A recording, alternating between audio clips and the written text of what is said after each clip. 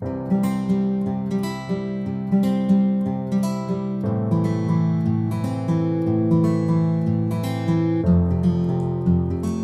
Money talkers, welcome to my channel money talks with Payal. So आज के video का जो टॉपिक है वो है IRFC शेयर।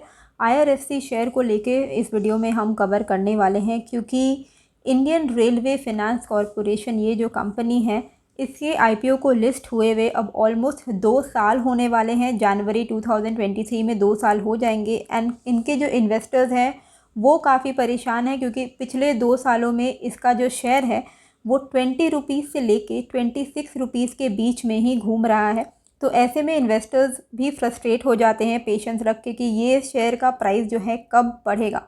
तो सबसे पहले तो हम देखते हैं कि IRFC करती क्या है। तो ये एक 1986 की पुरानी कंपनी है, जो कि एक डेडिकेटेड फाइनेंसिंग आर्म है इंडियन रेलवे की। एंड इनका जो बिज़नेस मॉडल है वो है फ़ंड बोरो करना फिनेंशियल मार्केट से, ताकि वो कुछ एक्वायर कर सके, एसेट को क्रिएट कर सके एंड उनको वो लीज़ में इंडियन रेलवे को दे देते हैं।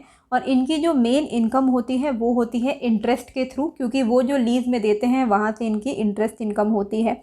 बहुत ही सिग्निफिकेंट रोल इस कंपनी ने प्ले किया है इंडियन रेलवेज़ में। इंडियन रेलवे में जितने भी नए एक्विजिशंस हो रहे हैं, एक्सपेंशन हो रहे हैं, उसमें IRFC का काफ़ी बड़ा रोल है पिछले 30 ईयर्स से। अब यहाँ इन्वेस्टर्स के मन में सवाल ये आता है कि क्या ये बिज़नेस मॉडल सस्टेनेबल है और क्या ये प्रॉफिटेबल है। तो आंसर है कि हाँ, ये बिल्कुल ही एक प्रॉफिटेबल कंपनी है। और प्रॉफिटेबल के साथ साथ ये एक मोनोपोली भी है अपने खुद के काम में। खुद का जो इनका जॉनर है उसमें से ये इकलौती कंपनी है जो कि इंडियन रेलवेज़ को इतने अच्छे तरीके से फाइनेंस कर रही है। एंड प्रॉफिटेबिलिटी की जहाँ तक बात है, आप ईयर ऑन ईयर देख ही सकते हो कि ईयर ऑन ईयर इनका मल्टीफोल्ड ग्रोथ हमें ओवरऑल देखने को मिल रहा है। और जितने रेलवे अमेनिटीज़ इम्प्रूव होंगे, अभी हम खुद देख रहे हैं कि कई सारे नए ट्रेन्स लॉन्च हो रहे हैं और कई सारे अमेनिटीज़ में इम्प्रूवमेंट आ रही है। तो ये सारी चीज़ों के पीछे IRFC का बहुत ही बड़ा हाथ है और इनको भी इससे बेनिफिट होगा। और जिस वजह से आप देख सकते हो कि प्रॉफिटेबिलिटी लिटरली इनका डबल हो रहा है एवरी ईयर। ओवरऑल यहाँ पे अगर हम IRFC की बात करें तो यहाँ पे एक और बात होती है कि ये प्रॉफिटेबल तो है, तो शेयर प्राइस क्यों नहीं बढ़ रहा है। तो इसके पीछे के 2 कारण हैं। पहला जो कारण है वो ये है, एक है डिविडेंड, और दूसरा जो कारण है वो है लो रिटेल होल्डिंग।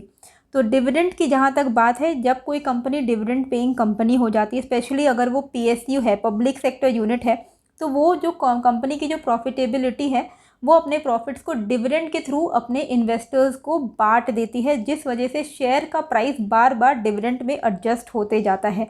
तो जैसे कि अभी ये कभी अगर 2 रुपये का डिविडेंड ये देगी तो शेयर प्राइस वापस से 2 रुपया घट के एडजस्ट हो जाएगा, जिस वजह से शेयर का जो प्राइस है वो बहुत ज़्यादा आपको वोलाटाइल नहीं दिखेगा।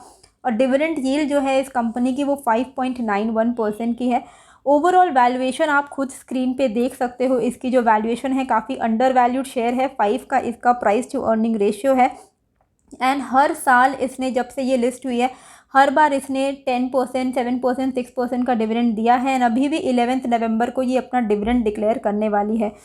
जहाँ तक मैं रिटेल होल्डिंग की बात करी तो रिटेल होल्डिंग सिर्फ और सिर्फ 9% के आसपास है। एंड प्रमोटर की होल्डिंग 86.36% है, जिस वजह से जब रिटेल होल्डिंग कम रहती है तो प्राइस में वोलेटिलिटी भी कम रहती है, रिटेलर्स के पास कंट्रोल भी कम रहता है। और यही एक वजह है जिस वजह से IRFC का जो शेयर है वो काफ़ी समय से एक रेंज के अंदर चल रहा है। कंपनी इन्वेस्टमेंट के लिए अच्छी है। इनमें डेट काफ़ी ज़्यादा है क्योंकि ये एसेट हैवी कंपनी है। अदरवाइज़ इनके कैश रिजर्व्स इनफ है टू पे of its contingent liabilities.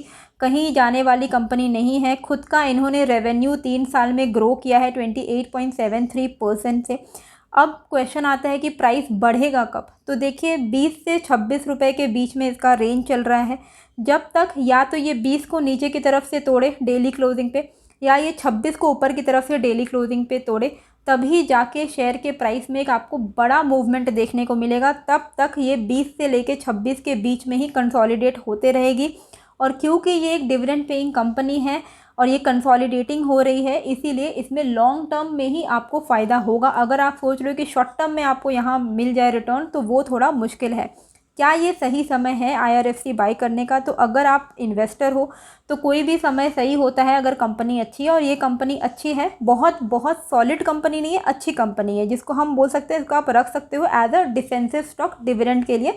And क्योंकि ये PSU स्टॉक है, इसमें आपको मूवमेंट कम मिलेगा, तो एक्सपेक्टेशन आप ज़्यादा नहीं रख सकते हैं। एज एन इन्वेस्टर अगर हम देखें, RSI अभी 80 के ऊपर चल रहा है। जब भी RSI 80 के ऊपर होता है तो उसको हम कहते हैं ओवरबॉट जोन। इसका जो best buy on dip level रहेगा वो रहेगा 20 से लेके 22 के आसपास में, जहाँ पे इसको बहुत अच्छा एक सपोर्ट है। फिलहाल जिस रेंज में ये है, ये एक ओवरबॉट जोन में है, तो यहाँ से थोड़ा बहुत करेक्शन आ सकता है, स्पेशली जब ये डिविडेंड डिक्लेयर करेगी तो एक्स रिकॉर्ड में भी डिविडेंड एडजस्टमेंट भी होगा, तो 1-2 रुपये तो वैसे भी फॉल हो सकता है। हाँ, शॉर्ट टर्म ट्रेड के लिए ये एक इंपॉर्टेंट रेजिस्टेंस पे है, विच इज़ 24.30। जैसे ही 24.30 का लेवल क्रॉस होता है डेली क्लोजिंग पे, शॉर्ट टर्म ट्रेड बन सकता है 6 से 7% के रिटर्न्स के लिए। 25 रुपये से लेकर 26 रुपये तक ये टेस्ट कर सकती है, अगर ये 24.30 के ऊपर रह जाती है, टिक जाती है तो। लेकिन एज एन इन्वेस्टर अभी ये सही मौका नहीं है, 83 का RSI ओवरबॉट जोन में है, इसीलिए। आई होप आपको ये क्विक वीडियो अच्छी लगी होगी। कैसी लगी है मुझे कमेंट करके ज़रूर बताइएगा, एंड नए हो तो सब्सक्राइब कर दीजिएगा। एंड आपको किसी और स्टॉक के बारे में भी इस तरीके के एनालिसिस चाहिए तो आप मुझे ज़रूर से कमेंट करके बता सकते हैं। मिलते हैं फिर एक नए वीडियो के साथ।